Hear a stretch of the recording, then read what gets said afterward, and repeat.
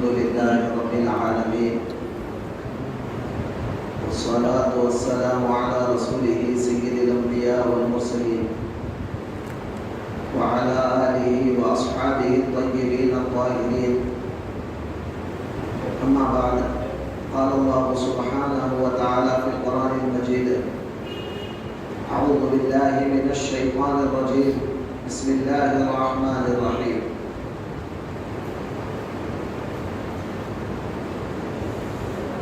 ألا إن أولياء الله لا خوف عليهم ولا هم يحزنون الذين آمنوا وكانوا يتقون. وقال تعالى: هل جزاء الإحسان إلا الإحسان. قال الله سبحانه وتعالى في شأن حبيبه: إن الله وملائكته يصلون على النبي يا أيها الذين آمنوا صلوا عليه وسلموا تسليما. اللهم صل على سيدنا وشفيعنا وحبيبنا ونبينا ومولانا محمد وعلى آل سيدنا ومولانا محمد النبي الأمي الذي قرنت البركة بذاته ومحياه وتعطرت العوالم بطيب ذكره ورجاه. محترم بزرگوں، عزیز دوستو،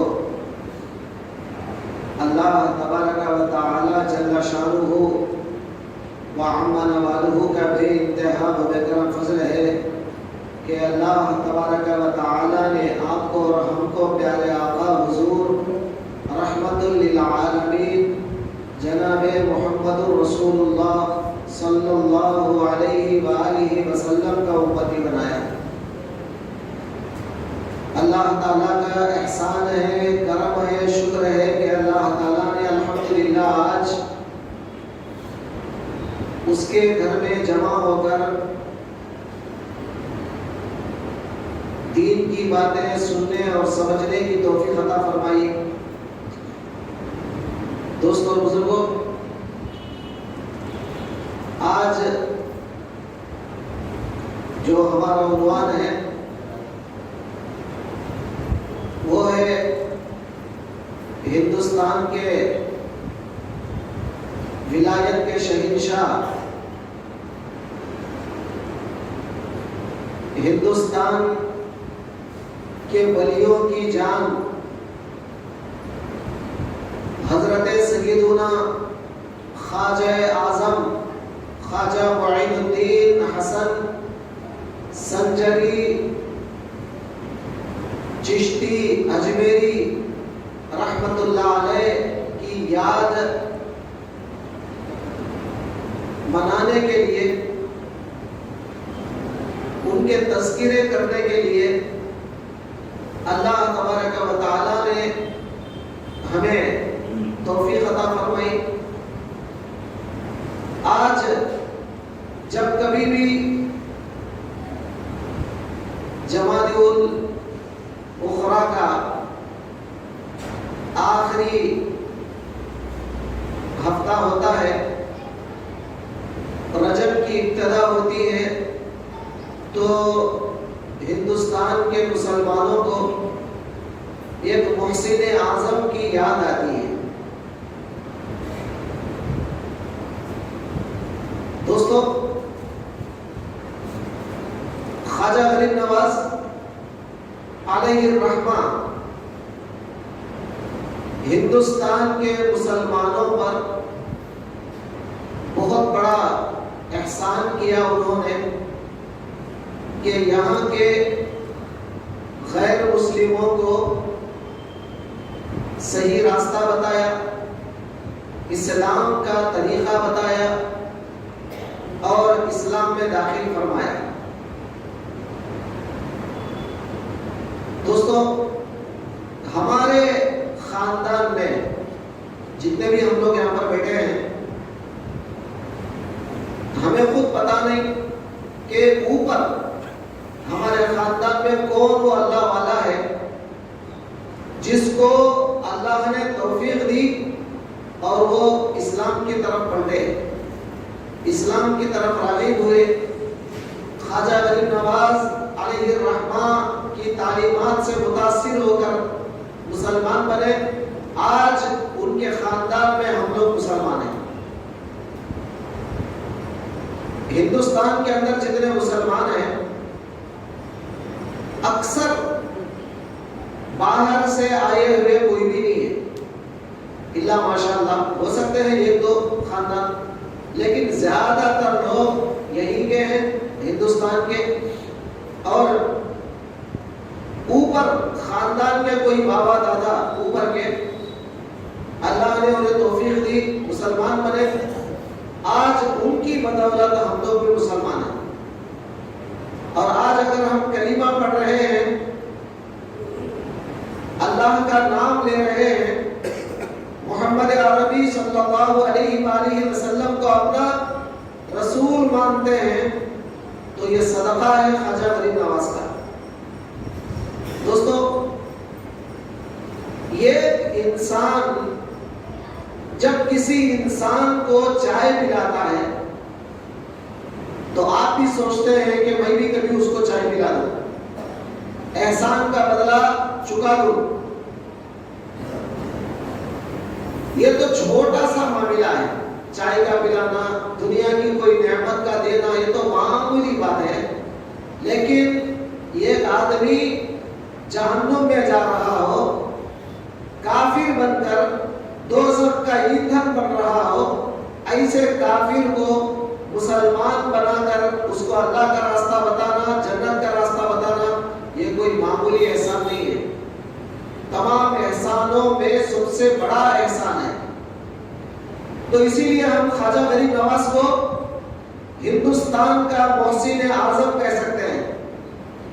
یہ صرف ولیوں کا معاملہ نہیں ہے، ہر مسلمان کے اوپر خواجہ غریب نواز کا احسان ہے کہ ان کی وجہ سے آج ہم مسلمان ہیں۔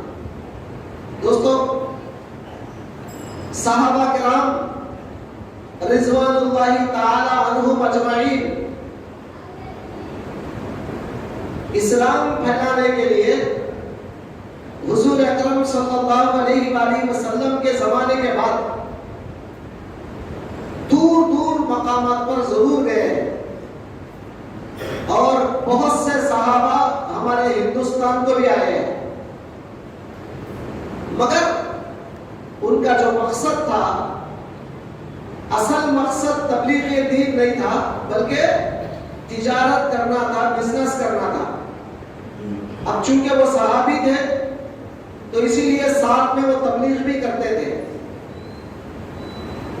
ساتھ میں کوئی اللہ کا بندہ انہیں مل جائے تو دین کی بات بھی اس کو بتایا کرتے تھے۔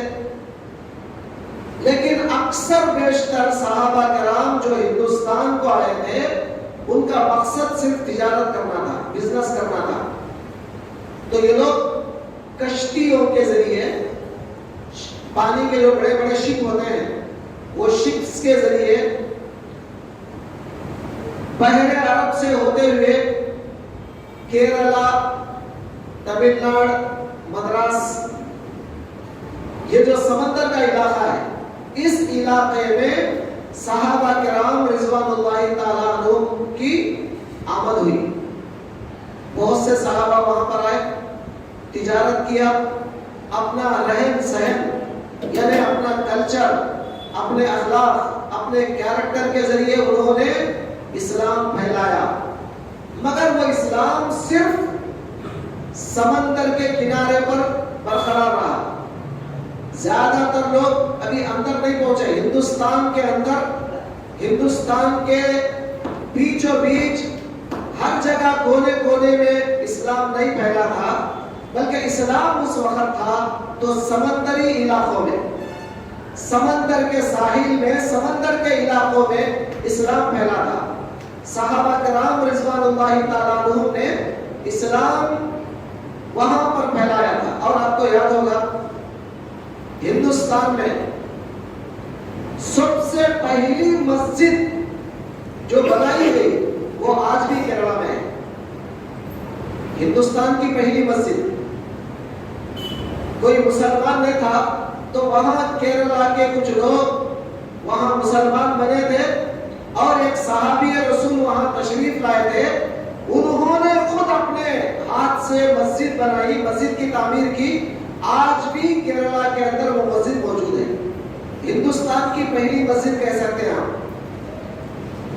تو اب اسلام ہندوستان کے اندر جو آیا، سمندری علاقوں سے کیرلا، تمل ناڈو، مدراس، یہ سمندری علاقوں میں مسلمان آتے رہے اور تجارت کرتے تھے، ساتھ ساتھ اسلام کی بات بھی لوگوں کو بتایا کرتے تھے. بہت سے لوگ ان کے کہنے پر مسلمان بنے، لیکن ابھی بھی پورے ہندوستان کے اندر اسلام نہیں پھیلا. ہندوستان کو ایک ایسے محسن اعظم کی ضرورت تھی جو پورے ہندوستان کے اندر اسلام کے ڈنکے بجائے. تو اللہ تبارک و تعالی نے خواجہ غریب نواز کو چنا. حضرت سیدنا معین الدین حسن چشتی سنجری اجمیری رحمت اللہ علیہ کو اللہ تعالیٰ نے چنا اس کام کے لیے کہ ہندوستان میں ان سے دین کی اشاعت اور دین کی تبلیغ کا کام لیا جائے. دوستو ذرا میں تھوڑا سا ان کی سیرت، ان کا جو ہسٹری ہے، ان کی جو تاریخ ہے، مختصر آپ کے سامنے رکھ دوں تاکہ آپ کو سمجھ میں آ جائے خواجہ اجمیری کون ہے. سب سے پہلی بات، خواجہ اعظم خواجہ اجمیری علیہ الرحمہ کا جو نامی اسم گرامی ہے، معین الدین حسن، معین الدین حسن، یہ ان کا اصل نام ہے. ایران کے اندر ایک علاقہ ہے، چھوٹا سا گاؤں، جس کو عام طور پر سنجر کہتے ہیں. سنجر فارسی میں سنگ گر کہتے ہیں. سنگ گر عربی میں عام طور پر گا جو ہوتا ہے وہ گا کو جا میں بدل کے پڑھتے ہیں. سنگ گر ہے تو اس کو سنج جر پڑھتے ہیں. سنجر، سنگر کو سنجر پڑھتے ہیں. تو حضرت کا جو گاؤں تھا وہ سنگر، اور فارسی میں سنگ کہتے ہیں پتھر کو. سنگر کا مطلب ہوتا ہے پتھر تراشنے والے. جیسے کہ آپ دیکھتے ہیں کہ پتھروں کو چھیل کر چکیاں بناتے تھے پرانے زمانے میں، رگلیاں بناتے تھے، اور بہت سارے پتھروں کی چیزیں جو گھروں میں استعمال ہوتی ہیں، وہ چیزیں عام طور پر بنایا جاتا تھا پتھروں سے. تو ایسے بنانے والوں کو سنگ گر کہتے ہیں. اور وہ علاقے میں چونکہ تمام لوگ پتھروں کو تراش کر یہ تمام کاروبار کرنے والے لوگ موجود تھے، اسی لیے خواجہ غریب نواز کو سنجری کہا جاتا ہے. آپ کا جو خاندان ہے، خواجہ غریب نواز رحمت اللہ علیہ کا جو خاندان ہے، ماں کی طرف سے، امی جان کی طرف سے ان کا خاندان جا کر حضرت سیدنا امام حسن رضی اللہ تعالیٰ عنہ کو ٹچ ہوتا ہے. اور آپ کو پتا ہے امام حسن کون ہے؟ سرکار دو عالم صلی اللہ علیہ وآلہ وسلم کے پیارے نواسے، سرکار دو عالم صلی اللہ علیہ وآلہ وسلم کے پیارے لخت جگر، ابن رسول اللہ، رسول اللہ کے پیارے لخت جگر حضرت سیدنا امام حسن رضی اللہ تعالیٰ عنہ سے آپ کی والدہ کا خاندان ٹچ ہوتا ہے.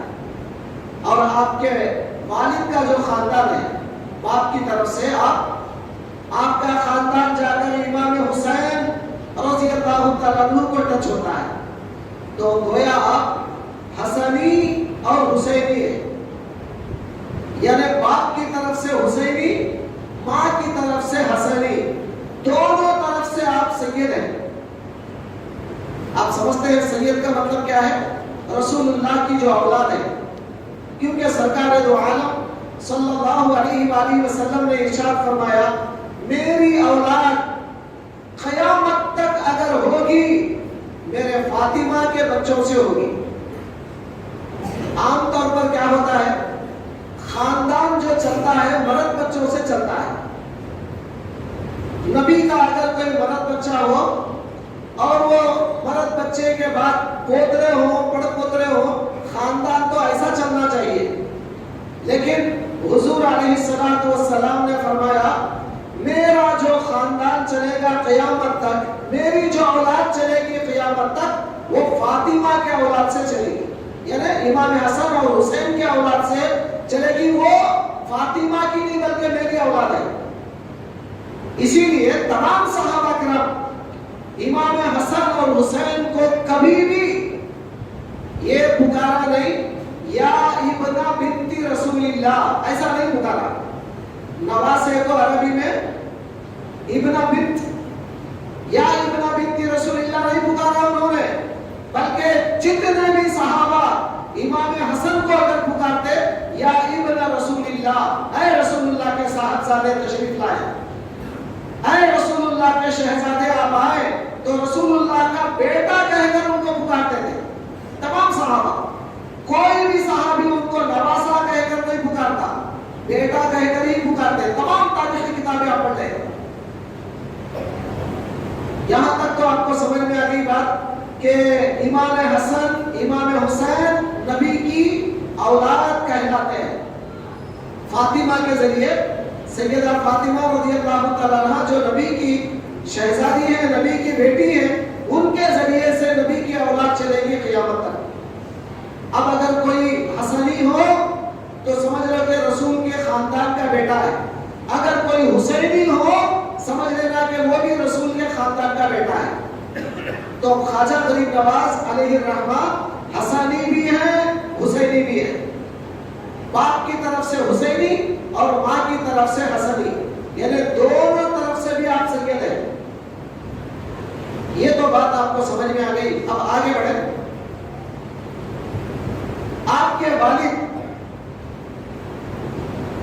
चंद दिन के बाद, मतलब आपके पैदाइश के बाद, ख्वाजा गरीब नवाज रहमतुल्लाह अलैह की पैदाइश के बाद एक ज़माने तक, यानी मतलब ये है कि 12-15 साल तक आप बाकायदा बाहयात रहे। उसके बाद आपका विसाल हो जाता है।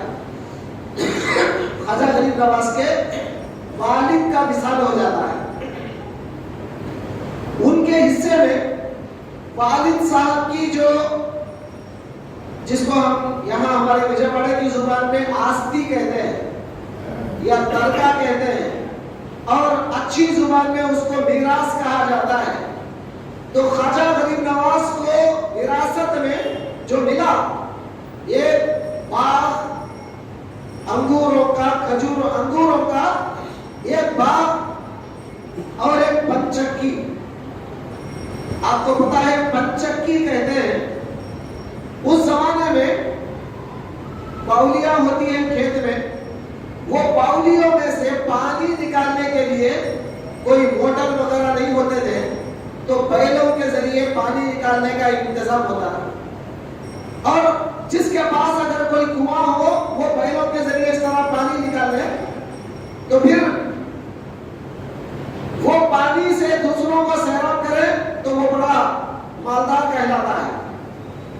तो ख्वाजा गरीब नवाज के खेत में एक पंचक्की थी और उसके अलावा एक बाग था। ये दोनों ख्वाजा गरीब नवाज रहमतुल्लाह अलैह को विरासत में वालिद की तरफ से आता हुए। अब आपको बचपन से पढ़ने का मौका नहीं मिला, बचपन से इल्म दीन हासिल करने का मौका नहीं मिला, तो आप रिवायतों में आता है कि 18 साल के हो गए।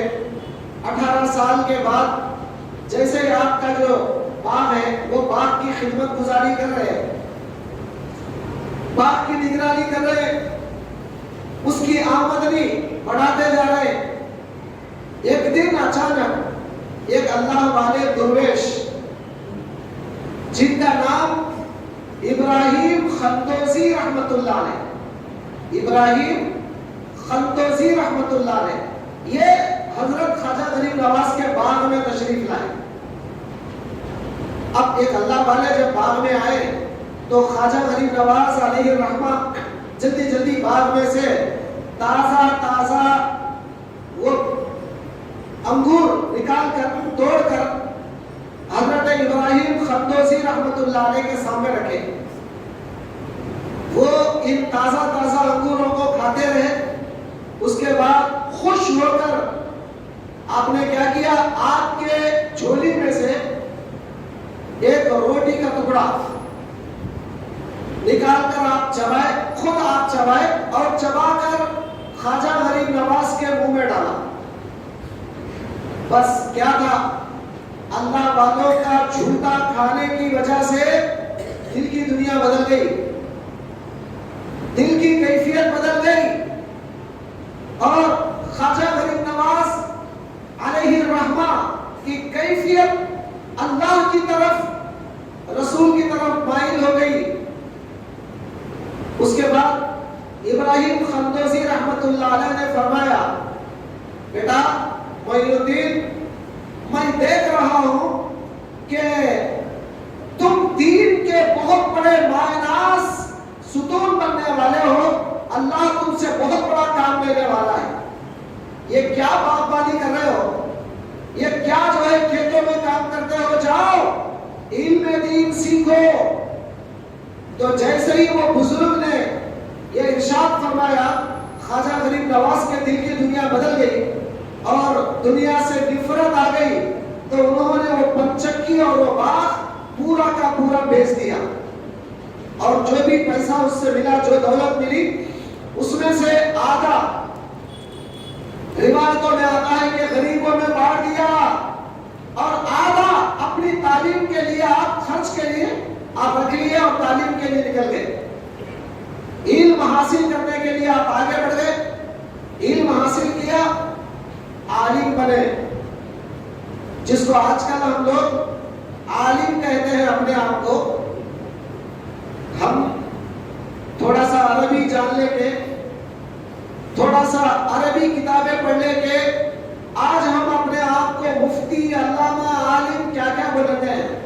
लेकिन वो जमाने में जो अल्लाह वाले होते हैं, वो लोग हकीकत में अगर देखें तो वारिस रसूल, विरासत रसूल के लायक हकीकी उलमा अगर है तो वही लोग हैं।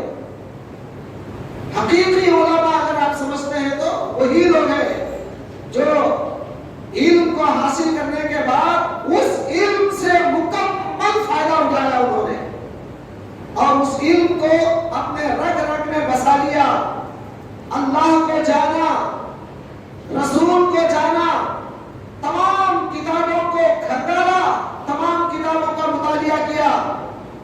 लेकिन आलिम बनने के बाद वो कैफियत पाई नहीं जा रही है जो कैफियत इब्राहिम खंदोसी रहमतुल्लाह अलैह ने ये रोटी का टुकड़ा खाकर जो दिया था झूठा, उसके अंदर जो मजा था, जो कैफियत थी, जो दिल की दुनिया बदल गई, वो कैफियत ये बड़ी बड़ी किताबों में पढ़ने में नहीं आया। तो ख्वाजा गरीब नवाज रहमतुल्लाह अलैह अब तलाश करने लगे, कहाँ मिलेंगे वो बुजुर्ग, वो अल्लाह वाले कहाँ मिलेंगे। इब्राहिम खंदोसी को तलाश किया, जगह जगह पूछते रहे लोगों से, फला नाम के एक मसूद साहब इब्राहिम खंदोसी नाम के कहाँ मिलेंगे। तहकीकात करने पर पता चला कि उनका विसाल हो गया, इंतकाल हो चुका। तो अब आप सोचने लगे कि अब इनके सिलसिले में कोई ना कोई अगर अल्लाह वाला मिल जाए, जो सिलसिला इब्राहिम खंदोसी रखते हैं, वो सिलसिले का कोई अल्लाह वाला मिल जाए ताकि उसके हाथ पर मैं मुरीद बनूं, बैत करूं, उसके बाद मैं कुछ दो जामों तय करके अल्लाह को पाऊं, रसूल को पाऊं और दुनिया हकीकत सारे हकायक को मैं हासिल कर लूं। ये इरादा था हजरत ख्वाजा गरीब नवाज का। तो बाद में तहकीकात करने पर पता चला कि एक अल्लाह वाले इस वक्त दुनिया में हैं और वो बहुत ही पाए के बुजुर्ग हैं। जब उनके बारे में पता चला तो हजरत वहां पर तशरीफ लाए ख्वाजा गरीब नवाज और उनसे बैत लिया, उनके साथ बैत किया। ख्वाजा गरीब नवाज ने उनके पीर हजरत ख्वाजा उस्मान हरवनी रहमतुल्लाह अलैह, ख्वाजा उस्मान हरवनी रहमतुल्लाह अलैह के हाथ पर बैत किया। مرید بنے، عالم بن گئے، فخر نہیں کیا میں عالم ہوں، مجھے کیا ضرورت کسی کا مرید بننے، ایسا نہیں کیا۔ اللہ والے لوگ ہمیشہ ایک عالم بننے کے بعد اللہ والے کو تلاش کرتے ہیں، ایک بہت بڑے اللہ والے کو تلاش کرتے ہیں، ان کے ہاتھ پر بیعت کرتے ہیں، آگے کی تعلیمات اور آگے کے جو مراتب ہیں وہ حاصل کرتے ہیں۔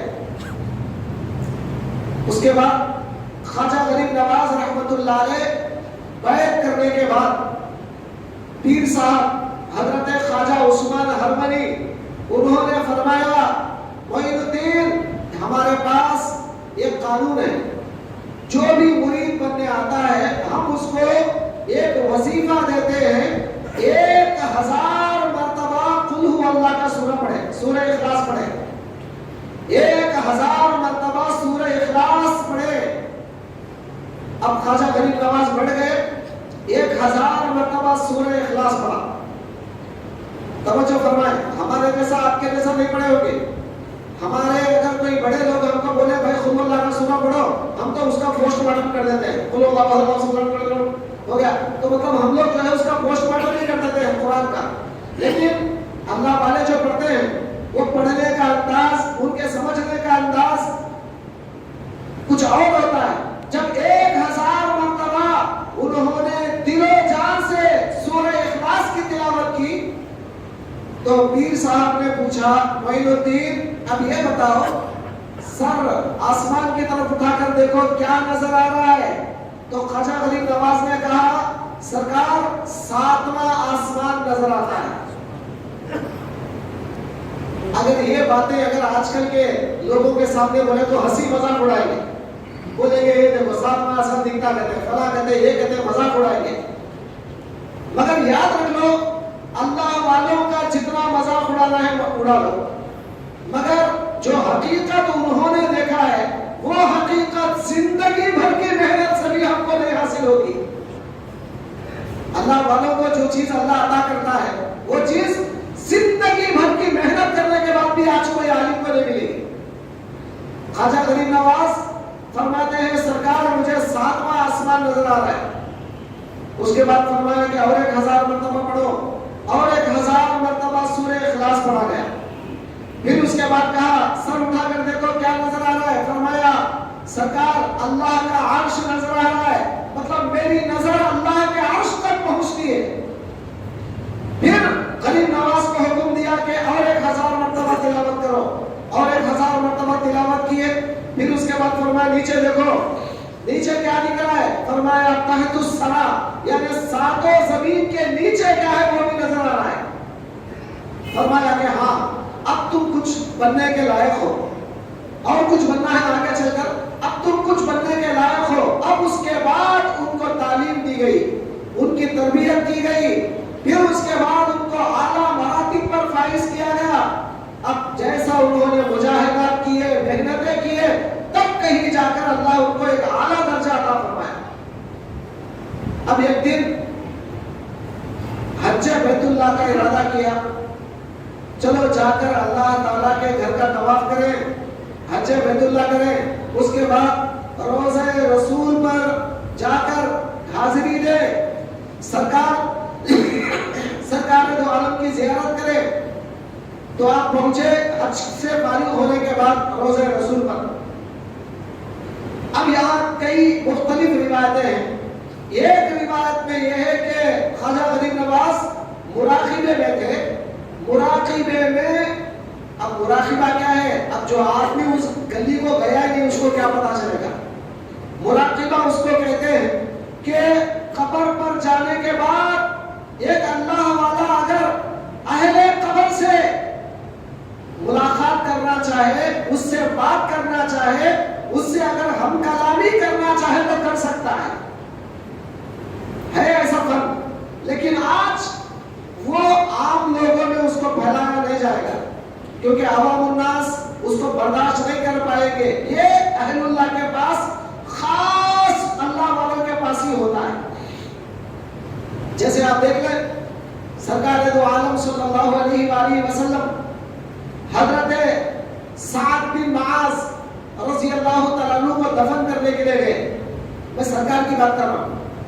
حضرت سعد کو دفنانے کے لیے گئے. جب سرکار کو دفنایا گیا, حضرت معاذ کو سعد کو دفنایا گیا, تو اس کے بعد سرکار دو عالم ان کے قبر کے پاس کھڑے ہوئے صحابہ سے فرماتے ہیں سبحوا سبحوا, تسبیح پڑھو. تو صحابہ کہتے ہیں فسبحنا طویلا, ہم بہت دیر تک سبحان اللہ سبحان اللہ سبحان اللہ پڑھتے رہے قبر پر کھڑ کر. سعد کی قبر پر کھڑ کر ہم بہت دیر تک سبحان اللہ پڑھتے رہے. اس کے بعد حضور علیہ السلام نے فرمایا حمدو, حمد کرو. تو تمام صحابہ وہاں کھڑے ہو کر الحمدللہ الحمدللہ الحمدللہ پڑھنے لگے. تو فرماتے ہیں حمدنا طویلا, ہم بہت دیر تک حمد کرتے رہے اللہ کی. اس کے بعد پھر فرمایا کبیرو, تکبیر پڑھو. تو فکبرنا طویلا, صحابہ کہتے ہیں ہم بہت دیر تک تکبیر پڑھتے رہے. اللہ اکبر اللہ اکبر اللہ اکبر اللہ اکبر, تکبیر پڑھتے رہے بہت دیر تک. بات ختم ہو گئی, تسبیح ہو گئی, تحمید ہو گئی, تکبیر ہو گئی. سرکار دو عالم واپس جا رہے قبرستان سے. صحابہ نے پوچھا یا رسول اللہ کیا ماجرا تھا, ایسا کیوں کیا آپ نے, ماجرا کیا تھا؟ فرمایا تمہارے بھائی سعد کو ان کی قبر نے تنگ کر دیا تھا, یہاں تک کہ اتنا تنگ کرنا شروع کی, ادھر کے پسلیاں ادھر ٹوٹنے کے قریب آ گئی, یعنی زختہ خبر ہونے لگا. تو میں نے تم لوگوں سے تسبیح تحمید تکبیر جو پڑھایا, اللہ تبارک و تعالیٰ اس کی وجہ سے ان کی قبر کو کھول دیا اور آج وہ آرام سے آرام فرما رہے. تو یہ سرکار دو عالم کی نگاہ کہاں پر ہے؟ آپ سمجھتے ہیں قبر کے اوپر کا ہم دیکھتے ہیں, مگر قبر کے اندر کا منظر اللہ تعالیٰ نبی کی نظروں کو کبھی بھی پوشیدہ نہیں رکھا ہے. ساری کائنات سارا برزخ ان کے سامنے کھلا ہوا ہے, سرکار اس کو دیکھتے ہیں. تو یہ اللہ والوں کے پاس, اہل اللہ کے پاس یہ تعلیم آج بھی موجود ہے کہ قبروں میں کیا ہوتا ہے اور ان سے کیسے ملاقات کرتے ہیں. اہل اللہ آج بھی اس کو سمجھتے ہیں. اب جس کو نہیں معلوم وہ تو اعتراض کرے گا ہی. جو آدمی اس گلی کو گیا ہی نہیں, اس کو کیا پتا وہ کیا ہوتا ہے, وہ تو دشمن بنے گا ہی, وہ تو بولے گا یہ غلط ہے وہ غلط ہے بولے گا. مگر جو آدمی اس گلی کو جاتا ہے اس کو تو پتا ہے کہ وہ کیا ہو رہا ہے. تو اب خواجہ غریب نواز رحمت اللہ علیہ مدینہ منورہ پہنچے سرکار کی زیارت کے لیے, مراقب ہوئے. سرکار دو عالم سے ملاقات ہوتی ہے عالم برزخ میں. سرکار حکم دیتے ہیں معین الدین تم کو ہم نے ہمارے دین کا معین بنایا, یعنی ہمارے دین کا مددگار بنایا. معین الدین کا مطلب کیا ہے؟ دین کی مدد کرنے والا. معین الدین ہم نے تمہیں ہمارے دین کی مدد کرنے والا بنایا ہے. جاؤ ہمارے دین کی مدد کرو, اسلام کو پھیلاؤ, ہندوستان جاؤ. خواجہ غریب نواز سرکار کو پوچھتے ہیں یا رسول اللہ ہندوستان بہت بڑا ملک ہے, بہت بڑا ملک ہے. میں کب کی بات کر رہا ہوں؟ آج سے تقریباً 900 سال پرانی بات کر رہا ہوں. تو 900 سال پرانا ہندوستان کیسا تھا؟ افغانستان, پاکستان, بنگلہ دیش سب مل کر تھے.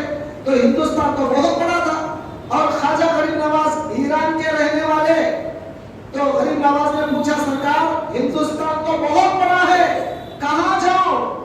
تو حضور علیہ السلام کی طرف سے حکم ہوتا ہے جاؤ اجمیر جاؤ, اجمیر جاؤ, وہاں جا کر ہمارے دین کو پھیلاؤ. اب یہاں پر جو اعتراضات ہوتے ہیں لوگوں کو, ذرا میں وہ بھی آپ کو بتا دوں.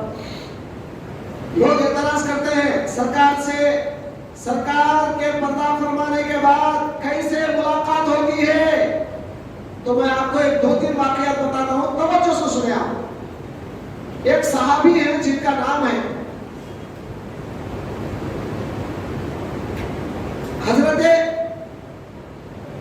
نام یاد آتا تو انشاءاللہ بولوں گا. ایک صحابی رسول ہے, وہ فرماتے ہیں یزید کے کے دور میں یزید، آپ کو پتا ہے یزید کون ہے، اس کے دور میں ہجرت کے 63 یعنی ہجرت کا جو تاریخ ہے 63، اب آج تو 1420 پر 4 چل رہا ہے آپ کے پاس، لیکن میں کب کی بات کر رہا ہوں؟ صرف 63 کی بات کر رہا ہوں، مطلب 63 والی بات۔ اس زمانے میں یزید نے مدینے پر حملہ کرنے کے لیے ایک لشکر بھیجا، مدینے پر حملہ کرنے کے لیے ایک لشکر بھیجا، تو تقریباً 17,000 کا لشکر تھا، 17,000 فوج کو بھیجا، اور اس نے کیا کیا؟ یہ مدینے والے کربلا کا واقعہ ہونے کے بعد، امام حسین شہید ہونے کے بعد، جب مدینے والوں کو پتا چلا یزید نے کربلا میں حسین کو مارنے لگا دیا، آل رسول کو، اہل بیت اطہار کو مارنے لگا دیا، شہید کرا دیا، تو مدینے والے نے کیا کیا؟ اپنے سر سے پگڑی کو نکالا، کسی نے نکال کر کہا جیسا میں نے پگڑی کو نکال کر نیچے پھینکا اسی طرح میں نے یزید کی بیعت کو توڑ دیا، یزید کی بیعت کو بھی میں نے پھینک دیا۔ کوئی آدمی چپل نکالا، نیچے اٹھا کے پھینکا، کہا جیسا میں نے چپل کو اتار دیا ویسا میں نے یزید کی بیعت کو اتار دیا۔ تو مسجد کے سامنے کئی چپل اور کئی پگڑیاں وہاں پر پھیل گئے۔ تو اس وقت یہ صحابی رسول انہوں نے کیا کیا؟ وہ فوج آ کر، یزید کی فوج آ کر 3 دن کا ٹائم دیتی ہے، 3 دن کے اندر دوبارہ یزید کے ہاتھ پہ بیعت کر لو، اگر نہیں کرو گے تو یزید کا آرڈر ہے، اس کے اندر آج بھی تاریخی کتابوں میں لکھا ہے یزید کا آرڈر کیا لکھا ہے کہ میں مدینہ تمہارے لیے مباح کر دیتا ہوں، جائز کر دیتا ہوں، جو چاہے کر لو تم مدینہ میں۔ یہ آج بھی ہسٹری کے کتابوں میں لکھا ہوا ہے عربی بھی کے اندر کہ میں تمہیں مدینہ کو مباح کر دیتا ہوں، جو کرنا ہے کر لو تم۔ اب 3 دن کے بعد یزید کی فوج نے گھروں میں گھس کر لڑکیوں کا ریپ کیا، زناکاری کی لڑکیوں کے ساتھ۔ کون لڑکیاں تھی وہ؟ یا تو صحابہ کی بیٹیاں تھی، یا تو صحابہ کے پوتریاں تھی، یا نواسیاں تھی، کوئی نہ کوئی تو تھے ہوں گے، یا پھر ان کے اولاد تھے ہوں گے۔ تو مدینے کے اندر گھروں میں گھس کر عورتوں کے ساتھ زناکاری کیا۔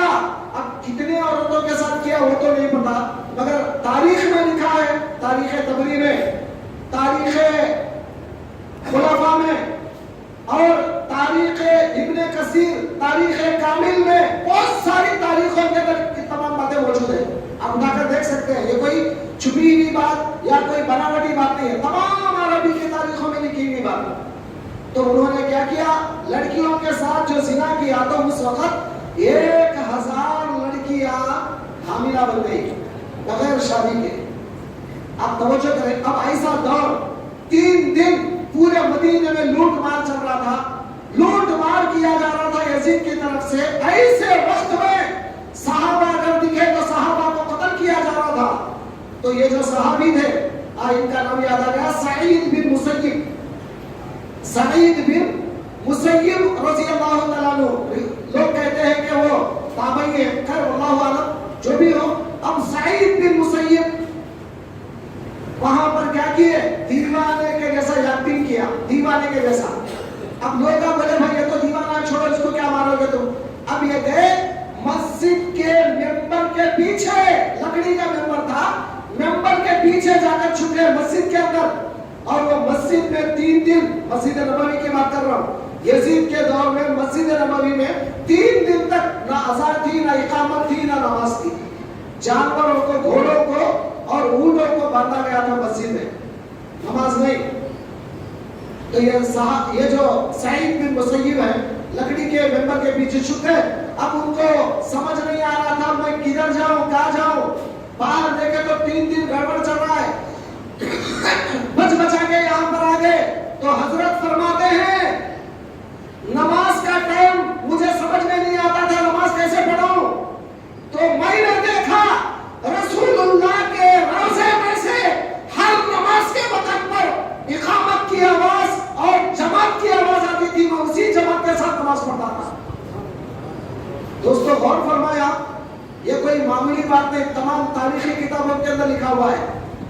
تو سعید بن مسیب فرماتے ہیں رسول اللہ کے روزے میں سے اقامت کی آواز آتی تھی 5 مرتبہ اور جماعت کے ساتھ آواز آتی تھی نماز کی، تو اسی نماز کے ساتھ میں نماز پڑھا کرتا تھا۔ تو رسول اللہ قبر میں آج بھی نماز پڑھتے ہیں، اس کا ثبوت ہم کو کسی اور نے نہیں، تاریخ نے دیا اور صحابہ کی روایتیں موجود ہیں۔ اتنا ہی نہیں،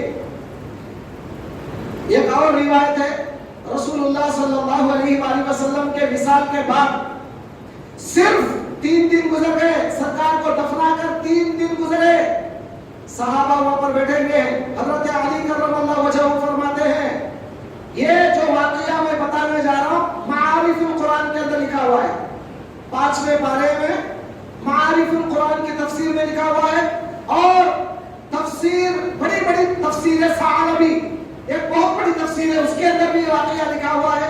کیا واقعہ لکھا ہے کہ 3 دن کے بعد رسول کے مزار پر ہم لوگ بیٹھے ہوئے تھے، حضرت علی فرماتے ہیں ایک گاؤں والا آتا ہے، روتا ہے، کہتا ہے یا رسول اللہ اب آپ چلے گئے ہیں، اب میں کہاں جاؤں، کون میری سفارش کرے گا، کون دعا کرے گا میرے لیے تاکہ اللہ مجھے معاف کر دے، میں گنہگار ہوں یا رسول اللہ آپ میری بخشش کرا دیں، رو رہا ہے۔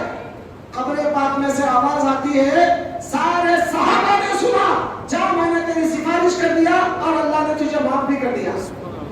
یہ معارف القرآن کے اندر دلیل موجود ہے، اٹھا کر دیکھ لیں آپ 5ویں پارے میں، وَلَوْ أَنَّهُمْ ظَلَمُوا أَنفُسَهُمْ جَاءُوكَ کی تفسیر میں۔ اب اسی طرح ایک اور واقعہ بھی آتا ہے کہ امام حضرت احمد کبیر رفاعی رحمت اللہ علیہ، آپ کو پتا ہے کبھی کبھی اگر باہر فقیر لوگ، آپ نے دیکھا ہوگا آپ کے وچی پیٹ میں یا کہیں بھی فقیر لوگ کبھی کبھی اپنے آنکھیں نکال لیتے ہیں، کبھی کبھی حلق میں سے چھری لے کر حلق میں چبا لیتے ہیں، ادھر سے ادھر نکالتے ہیں۔ یہ جو فقیر ہیں ان کو رفاعی فقیر کہتے ہیں، رفاعی۔ یہ کون لوگ ہیں؟ جیسا خواجہ غریب نواز کا ایک سلسلہ ہے، اسی طرح احمد کبیر رفاعی رحمت اللہ علیہ کے سلسلے میں مرید ہے وہ لوگ، اور یہ کوئی جادو نہیں ہے، یہ اوریجنل ہے، حقیقت ہے۔ ان کا نام لے کر وہ لوگ جب کرتے ہیں تو ان کو کچھ نہیں ہوتا۔ تو احمد کبیر رفاعی ان کے شیخ ہیں، جب وہ روضے رسول پر پہنچے، یہ تمام تاریخی کتابوں کے اندر ہے، جب روضے رسول پر پہنچے تو رسول اللہ کے روضے پر کھڑے ہوئے، کہا یا رسول اللہ میں روزانہ دور سے میری روح کو آپ کی روح کے پاس بھیجتا ہوں، یا رسول اللہ اب تو میں جسم سے آ گیا ہوں، ذرا آپ اپنا جسم باہر لائیے تاکہ آپ کا ہاتھ لائیے تاکہ میں دست بوسی کروں، آپ کے ہاتھ کو بوسا دوں۔ تو تمام لوگوں نے دیکھا کہ مزار پاک میں سے ہاتھ باہر آتا ہے، احمد کبیر رفاعی ہاتھ کو چومتے ہیں۔ دوستو آپ کیا سمجھ رہے ہیں قبر میں جانے کے بعد وہ لوگ کچھ نہیں کر سکتے؟ تو میں آپ کو تمام دلائل اس لیے بتا رہا ہوں کہ خواجہ غریب نواز مراقب ہوئے، سرکار دو عالم سے ملاقات کیے، عالم برزخ میں، عالم قبر میں، تو حضرت نے ان کو حکم دیا کہ جاؤ ہندوستان جاؤ، اجمیر جاؤ۔ اب خواجہ غریب نواز اجمیر کو آئے، کیا کیا؟ کوئی تلوار لے کر نہیں آئے، کوئی آتے آتے کوئی تیر لے کر نہیں آئے، کوئی بڑا سے بڑا ترشول لے کر نہیں آئے، کوئی بم لے کر نہیں آئے، بس ہندوستان آئے، اللہ کو رسول کو اپنے ساتھ لے کر آئے، ان کی دعائیں ساتھ لے کر آئے، اور اللہ اس کے رسول پر یقین جو ان کا کامل تھا اس کو ساتھ لے کر آئے، اور ہندوستان کے اندر اللہ کا نام لے کر اسلام کی تبلیغ شروع کی۔ جیسا جیسا، حالانکہ یہاں کی زبان خواجہ غریب نواز کو نہیں آتی، آپ کو تو فارسی زبان بات کرنا تھا، لیکن کرامت دیکھیں آپ کی، یہاں کی زبان نہیں آتی، مگر یہ لوگ جو بولتے ہیں وہ سمجھتے ہیں۔ ارے جو اللہ کو سمجھتا ہے یہ زبان کو سمجھنا کون سی بڑی بات ہے؟ تو اللہ تعالیٰ خود اس کو تمام چیزیں سمجھا دیتا ہے۔ اب ہندوستان کی نہ زبان آتی ہے کچھ نہیں، مگر یہاں کے لوگوں کو میٹھے میٹھے انداز میں اسلام کے بارے میں جو تبلیغ کیا، سمجھایا اسلام کیا ہے، اس کے بعد 90,000 لوگوں نے اسلام قبول کر لیا۔ 90,000۔ آج ہم لوگ ایک کافر کو مسلمان بنا کے بتائیں، ایک کافر کو مسلمان بنا کے بتائیں، جو لوگ کافر کو مسلمان بنا کے بتائیں، نہیں کر سکتے. زیادہ سے زیادہ اپنی زندگی میں اگر یہ 5 کافروں کو بنا لیا، اب کالا اچھا کے پھرتا ہے، جگہ جگہ ایڈورٹائزمنٹ کرتا ہے میں نے 5 کافروں کو بنا دیا ہے. ارے وہاں تو 90,000 کافروں کو اسلام کی دولت سے سرفراز کر دیا. اور آج بھی نہ اس زمانے میں کوئی میڈیا تھی، نہ اس زمانے میں کوئی ٹی وی، کچھ نہیں. ایسے زمانے میں اللہ تعالیٰ نے ان کا نام پھیلا دیا. آج تک بھی پورے ہندوستان میں نہیں، پوری دنیا میں ان کا نام جگمگاتا ہے. تو اللہ تعالیٰ جب ان سے اسلام کا کام لیا، اور یہاں پر اور ایک بات بھی آپ کو بتا دوں، پرسوں حال میں حیدرآباد گیا تھا، وہیں تو ایک صاحب سے ملاقات ہوئی. ایسے سمجھ جاؤ، خالی نام نہیں لیتا میں، یہ تیڑے بھی کا ہاتھا والے. وہ صاحب سے ملاقات ہوئی تو انہوں نے کہا یہ معین الدین چشتی جو ہے شیعہ ہے. میں بولا کون سی کتاب میں پڑھا؟ تو یہ بتا میرے کو کون سی کتاب میں پڑھا؟ نہیں نیٹ میں لکھے. تو نیٹ میں کون لکھا ہوگا؟ تیرے جیسا کوئی لکھا ہوگا، تیرے جیسا کوئی تعصب کرنے والا، تیرے جیسا کوئی بدماش لکھا ہوگا. نیٹ میں کون ڈالتا ہے؟ کیا نیٹ میں آٹومیٹک آ جاتے ہیں؟ نیٹ میں کوئی نہ کوئی ڈالتا ہوگا شیطان. اب ایسا اگر ڈالنا ہو تو ہم بھی ڈال سکتے ہیں جو چاہے من مانی. یاد رکھ لے، غریب نواز کی کتابوں کا مطالعہ کر. انہوں نے جو کتابیں لکھا ہے وہ کتابوں کا مطالعہ کر. ان کا جو مشن تھا، انہوں نے جو مریدوں کا مشن قائم کیا، جو تبلیغ دین کا کام کیا، اس میں کہیں بھی شیعات تجھے نظر آتی ہے کیا؟ بتا. جب نہیں نظر آتی ہے تو خامخواہ فتویٰ لگانا نہیں چاہیے کہ وہ شیعہ ہے. توبہ کر اس بات سے. خواجہ غریب نواز خاندان جو ہے حضرت علی کا خاندان ہے، لیکن وہ اہل سنت والجماعت کے ایسے پکے رہے قائد ہیں اور رہبر ہیں، رہتی دنیا تک اہل سنت ان سے پہلتی ہے. آج کل لوگ اور ایک تماشا بناتے ہیں، اہل سنت اور ایک سے نکلا ہے، اور ایک سے نکلا ہے. ذرا بتاؤ میرے بھائی، خواجہ غریب نواز پہلے ہیں یا دوسرے جس کو تم بول رہے ہو وہ پہلے ہیں؟ ذرا سوچو بیٹھ کر، گھر کو جاؤ، ٹھنڈے دماغ سے سوچو. تم جس کو اہل سنت کہتے ہو وہ پہلے ہے یا غریب نواز پہلے ہے؟ پہلے وہ دیکھ لو. اور غریب نواز نے جو سنیت پھیلایا ہے، ان کی سنیت اجمیر سے لے کر دہلی سے لے کر پورے ہندوستان کے اندر ہے. اور ان کے مریدین، ان کے غلام خواجہ بندہ نواز جو گلبرگہ کی سرزمین میں ہے، یہاں پر آتے ہیں. یہاں سے ہزاروں اولیاء اللہ کو انہوں نے پیدا کیا، ہزاروں اولیاء اللہ. اور آج سنیت اگر پھیلی ہے تو ان اولیاء اللہ سے پھیلی ہے. اور یہ اب کی سنیت نہیں ہے، ایک زمانہ پہلے ہی سنیت پھیل گئی ہمارے پاس. آج کون سی نئی سنیت آ رہی ہے؟ آج کون سی نئی سنیتیں بتائیں آپ؟ سنیت پہلے پہنچ چکی ہے ہمارے پاس. یہ اللہ والے، یہ بزرگان دین سنیت کو پھیلا چکے ہیں. صحیح تعلیم، صحیح تربیت یہ اللہ والوں سے پھیل چکا ہے. آج کوئی نئی سنیت نہیں ہے. سنیت 1400 سال پرانی ہے. اس بات کو آپ یاد رکھیں اچھی طرح. دوستو، یہ تمام باتوں کا خلاصہ یہ ہے، خواجہ غریب نواز کا ہم لوگوں پر احسان ہے. آج ان کی وجہ سے ہم لوگ مسلمان ہیں. تو قرآن کہتا ہے حل جزاء الاحسان الا الاحسان. احسان کا بدلہ کیا ہو سکتا ہے سوائے احسان کے؟ اگر کوئی آدمی تم پر احسان کرتا ہے تو تم بھی کچھ احسان کرو. تو کیا احسان کرو گے جا کر؟ تو وہاں جا کر خواجہ غریب نواز کے پاس وہاں جا کر جو چاہے منمانی کام کرنا اس کا نام احسان نہیں ہے. دل میں ان کی عظمت کو بٹھاؤ. اللہ نے آج اگر اسلام دیا تو ان کی بدولت دیا ہے. آج اگر میں کلمہ پڑھ رہا ہوں، جنتی بن رہا ہوں تو خواجہ غریب نواز کی وجہ سے بنا ہوں. یہ چیز آپ کے اندر، ہمارے اندر ہونی چاہیے. اور ہم بھی یہ تبلیغ دین کا کام آگے بڑھانا چاہیے، دوسروں کو پہنچانا چاہیے، اور جو مشن ان کا ہے اسی مشن کو آگے بڑھانا چاہیے. تب یہ احسان کا بدلہ آپ ادا کر سکو گے. اب مزاروں پہ جا کر کیا کرنا ہے، کیا نہیں کرنا ہے، اب وہ ٹاپک فی الوقت میں نہیں اٹھا رہا ہوں. اگر اٹھاؤں گا تو آپ کو پھر گھنٹہ 1.5 گھنٹہ لگ جائے گا. صرف میں اتنا بتانا چاہتا ہوں کہ یہ عرس کا موقع ہے خواجہ غریب نواز کا. جتنے لوگ جاتے ہیں یہ خادموں کو مت دیکھو. میں کھلا بول رہا ہوں آپ کو، خادموں کو مت دیکھو. وہ تو چراغ کے نیچے اندھیرا ہے. اکثر ہوتا ہے چراغ کے نیچے اندھیرا ہوتا ہے. وہ لوگ پیسے کے طلبگار ہیں، پیسہ لاؤ پیسہ لاؤ پیسہ لاؤ، دنیا کو طلب کر رہے ہیں. چھوڑ دو ان کے حال پہ، اللہ ان کے حال کو دیکھ لے گا. ہمیں کچھ لینا دینا نہیں ہے. ہم کو تو صرف خواجہ غریب نواز سے تعلق ہے. وہاں جاؤ، جا کر تلاوت شروع کرو، وہاں پر بازو مسجد ہے بیٹھ کر ذکر کرو، درود پڑھو اور وظائف پڑھو، متوجہ ہو خواجہ غریب نواز کے طرف، یقیناً ان کا فیضان آج بھی ساری کائنات میں بڑھتا ہے اور وہاں بیٹھ کر بڑے لوگ اللہ والے بن چکے ہیں۔ دوستو بزرگو، غلط رسومات، غلط چیزوں کو نکال دو۔ آج چشتی سلسلے میں، چونکہ چشتی سلسلہ غریب نواز سے متعلق ہے، آج چشتی بولتے ہی غریب نواز کی طرف نام جاتا ہے۔ آج بہت سارے چشتی لوگ نمازیں چھوڑ دیے، پانچ وقت نماز خدا حافظ ہو گئی، پوچھے تو بولتے ہیں ہم تو دن کی نماز پڑھتے ہیں، نماز کی کیا ضرورت؟ ارے وہ اللہ کے بندے، خواجہ غریب نواز کبھی نماز چھوڑے گا بتا؟ اگر مجھے یہ چیز بتا دے گا تو خواجہ غریب نواز نماز نہیں پڑھتے تھے، اگر مجھے بتائے گا تو میں بھی چھوڑ دوں گا آج سے۔ تو خواجہ غریب نواز اپنے سلسلے میں قیامت تک آنے والے مریدوں کو نماز کی تلقین کر رہے ہیں۔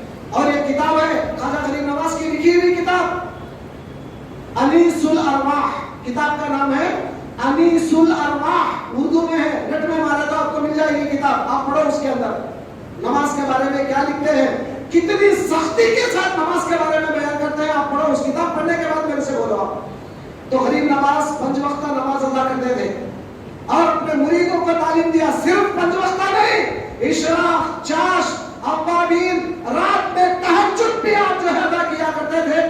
اپنے سلسلے میں آج بھی وہ سنتیں آج بھی جاری ہے۔ تو دوستو، چشتی بن کر نام خراب مت کرو، نمازیں چھوڑ کر، کوئی پیر گمراہ ہو کر اگر نماز چھوڑ دیا ہے، چھوڑو اس کے حال پہ، اس کو آپ اس کی پیروی مت کرو، آپ تو غریب نواز کی پیروی کرو، وہ کیسا کیے ہیں وہ کرو آپ، تب آپ راہ راست پر چلیں گے۔ ورنہ چشتی کا نام بول کر نمازیں چھوڑ دینا، دم پہ دم مارتا رہنا اور چوبستوں پہ بیٹھ کر نمازیں چھوڑ دینا، گپے مارنا، یہ تمام چیزیں چشتیت سے کوئی دور دور کا بھی تعلق نہیں۔ میں دعا کرتا ہوں اللہ تعالیٰ سے کہ اللہ تعالیٰ آپ کو اور ان کو پکا غریب نواز کا غلام بنا دے اور ہم تمام کو ان کی تعلیمات پر چلنے والا بنا دے، اور خواجہ غریب نواز کو ہم سب کی طرف سے جزائے خیر عطا فرما، ان کے درجات کو بلند سے بلند فرما، ان کے علمی روحی فیضان سے ہم کو مالا مال فرما۔ واسطہ تیرے حبیب پاک کا صلی اللہ تعالی علی خیر خلقہ محمد وعلی آلہ واصحابہ وآلہ بیتہ اجمعین برحمتک یا ارحم الراحمین۔